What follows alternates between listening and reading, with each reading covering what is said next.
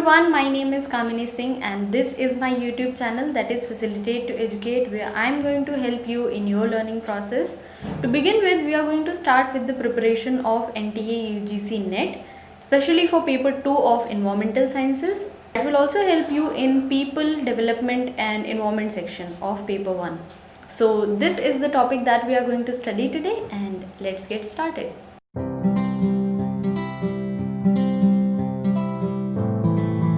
Basically video एक बहुत ही छोटा सा वीडियो होगा टाइप्स ऑफ सीएफसीज पे कि कितने टाइप्स के होते हैं क्लोरोफ्लोरोकार्बन्स, क्या फॉर्मूला होता है, क्या नॉमेनक्लेचर होता है। और ये टॉपिक मेजरली इंपॉर्टेंट है नेट के पेपर 2 इन्वायरमेंटल साइंस के लिए, और कभी कभी पेपर 1 में भी पूछ सकते हैं क्वेश्चन इन्वायरमेंट डेवलपमेंट और जो पीपल डेवलपमेंट और इन्वायरमेंट का जो सेक्शन है उसमें। तो सबसे पहले देखते हैं कि कितने मेजर टाइप्स के हैं। 5 मेजर टाइप्स के सीएफसीज होते हैं। पहले का नाम है सीएफसी 11, 12, 113, 114 और 115। अगर आपको जानना है कि ये ओजोन लेयर डिप्लीशन कैसे कॉज करते हैं और क्या क्या केमिकल रिएक्शंस होते हैं उसमें, तो आप यहाँ पर लिंक दिया हुआ है, इस पर क्लिक कर सकते हैं और उसके बारे में डिटेल में पढ़ सकते हैं, हिंदी और इंग्लिश दोनों में। अब सबसे पहले बात करते हैं सीएफसी 11 की। तो सीएफसी 11 और 12 पहले जो दो टाइप्स हैं वो मीथेन है। तो मीथेन में एक कार्बन एटम है, और जो फ्लोरीन है वो जैसे जैसे हम आगे आगे बढ़ते जाएंगे वैसे वैसे फ्लोरीन का number of atoms of fluorine बढ़ते जाएंगे। और Cl फिर वैलेंसी बैलेंस करने के लिए जितने भी बचेंगे वो सारे Cl लगेंगे, ठीक है। तो ये है CFCl3, एक फ्लोरीन का एटम है, मीथेन है तो इसलिए एक कार्बन, और Cl 3, क्योंकि कार्बन की जो वैलेंसी होती है वो 4 होती है, 4 जब भी एटम्स ज्वाइन होंगे उससे तब उसकी वैलेंसी कंप्लीट होगी। तो इसका नॉमेनक्लेचर है ट्राइक्लोरो। हम क्लोरो पहले क्यों लिख रहे हैं, क्योंकि सी जो है वो एफ से पहले आता है। अगर हम अल्फाबेट्स पढ़ते हैं तो सी पहले आता है, तो पहले हम सी को मेंशन करेंगे। तो ट्राइक्लोरो, 3 क्लोरो है, ट्राइक्लोरो फ्लोरो मीथेन, ठीक है।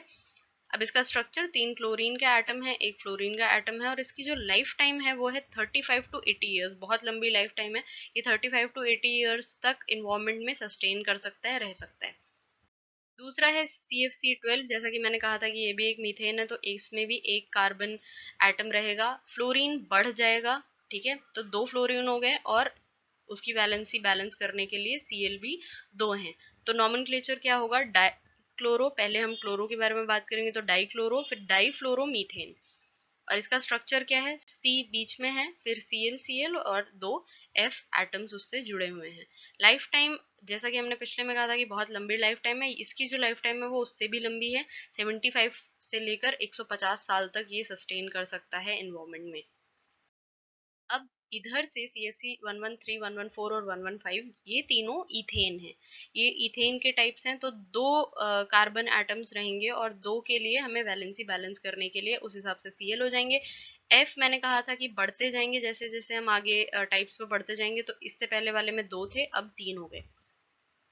तो इसका जो नॉमेनक्लेचर है वो है ट्राइक्लोरो, 3 क्लोरो, ट्राइफ्लोरो इथेन, है ना। ये इथेन है तो इसमें ट्राइक्लोरो इथेन। और इसका जो स्ट्रक्चर है वो ये है, 3 क्लोरीन एटम है, 3 फ्लोरीन एटम है, 2 कार्बन एटम है, और वैलेंसी इसकी पूरी है। इसका जो लाइफ टाइम है वो उससे भी ज्यादा है, 70 से 135 साल तक, 70 टू 135 ईयर्स तक ये सस्टेन कर सकता है, एनवायरमेंट में रह सकता है, टिका रह सकता है। नेक्स्ट है CFC 114। जैसा कि मैंने कहा था ये भी 2 कार्बन एटम्स होंगे, इथेन का टाइप है। फ्लोरीन बढ़ गया फिर से एक, जैसे हम आगे बढ़े तो फ्लोरीन 4 हो गए, और जैसे ही फ्लोरीन बढ़ा वैसे ही क्लोरीन कम हो गया, क्योंकि हमें वैलेंसी मेंटेन करनी है। तो इसका जो नॉमेनक्लेचर है वो है डाइक्लोरो। पहले हम क्लोरीन का लिखेंगे तो डाइक्लोरो टेट्राफ्लोरो, 4 हैं तो टेट्रा उसके लिए यूज करेंगे, इथेन। और इसका जो स्ट्रक्चर है वो कुछ ऐसा है, 4 फ्लोरीन है और 2 क्लोरीन है, 2 कार्बन एटम है। अब इसकी लाइफ टाइम जो पिछले थे उनसे भी ज्यादा है, ये बहुत लंबी लाइफ टाइम है, 150 से लेकर 245 साल तक ये एटमॉस्फेयर में रह सकता है, और कार्बन ओजोन लेयर को डिप्लीट कर सकता है। तो ये काफी हार्मफुल है हमारे एनवायरनमेंट के लिए।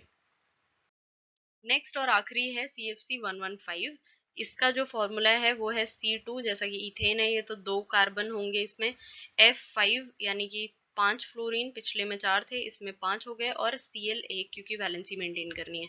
अब इसका नॉमेनक्लेचर आप लोग मुझे कमेंट सेक्शन में लिखकर बताइए कि इसका नॉमेनक्लेचर कैसा लिखा जाएगा। जैसा हमने पिछले में डिस्कस किया है, तो पहले हम क्लोरीन को मेंशन करेंगे, फिर फ्लोरीन को, और फिर आखिरी में ये इथेन है तो हम इथेन लिखेंगे या मीथेन लिखेंगे। आप जो भी सोच रहे हैं, जो भी समझ रहे हैं इससे, वो लिख के मुझे बताइएगा। अब इसका स्ट्रक्चर जो है वो कुछ ऐसा है, 5 फ्लोरीन एटम है, 1 क्लोरीन है और 2 कार्बन एटम्स हैं। और इसकी जो लाइफ टाइम है, ये तो जितने हमने अभी तक पढ़े उससे सबसे ज्यादा है, 400 से लेकर 810 साल। ये एटमॉस्फेयर में रह के ओजोन को डिप्लीट करने में ये कितना हार्मफुल है हमारे इन्वायरमेंट के लिए, ये हम समझ सकते हैं इसकी लाइफ टाइम देख के।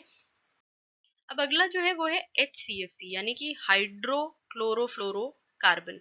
तो हाइड्रो अगर जुड़ जा रहा है यानी कि इसमें हाइड्रोजन भी ऐड हो जाएगा। अभी तक जितने हम क्लोरोफ्लोरोकार्बन्स देख रहे थे उसमें कार्बन, क्लोरीन और फ्लोरीन था, इसमें हाइड्रोजन भी रहता है। और इसका जो लाइफ टाइम है वो CFC से कम रहता है। जैसा कि हमने देखा कि 40 से लेकर 800 साल तक जितने भी टाइप्स थे वो एनवायरमेंट में, एटमॉस्फेयर में रह सकते हैं। तो इसका जो लाइफ टाइम है वो काफी कम है। और ये जो है ये क्लोरीन एटम जो डिलीवर करता है, जो अपने में से निकालता है। अगर आपने वीडियो नहीं देखी है ओजोन लेयर डिप्लीशन वाली और उसका जो केमिकल पूरे फॉर्मूले हैं और उसमें जो केमिकल रिएक्शंस होते हैं, तो आपको ये नहीं समझ में आएगा, तो आप वो वीडियो जरूर देख लीजिएगा। तो ये जो लेस रिएक्टिव क्लोरीन को ये स्ट्रेटोस्फेयर में छोड़ता है, यानी कि ये कम हार्मफुल है CFC से। तो HCFC को अब उसका ऑल्टरनेटिव देखा जा रहा है CFC का, कि हम उसकी जगह इसको यूज कर सकते हैं। अभी फिलहाल के लिए देखा जा रहा है, आगे इसके साथ क्या होता है या फिर ये कितना कारगर है, या फिर क्योंकि रहेगा एटमॉस्फेयर में तो ये भी, इसकी भी लाइफ टाइम अच्छी खासी होगी। और रिएक्टिव क्लोरीन भेज रहा है बाहर, लेकिन कुछ हद तक कम रिएक्टिव क्लोरीन भेज रहा है। तो ये कितना कारगर है ये तो आगे देखने से पता चलेगा। मुझे होप है कि आपको सारे टॉपिक्स अच्छे से समझ में आए होंगे। बहुत ही छोटा सा वीडियो था लेकिन बहुत ही इंपॉर्टेंट था। और अगर आपका कोई फ्रेंड कॉम्पिटिटिव एग्जाम्स की तैयारी कर रहा है तो आप उसको भेज सकते हैं, क्योंकि ये काफ़ी कॉम्पिटिटिव एग्जाम्स में पूछा जाने वाला क्वेश्चन है। स्पेशली पेपर 1, पेपर 2 नेट वाला जो होता है उसमें ज़रूर पूछा जाता है ये कभी ना कभी।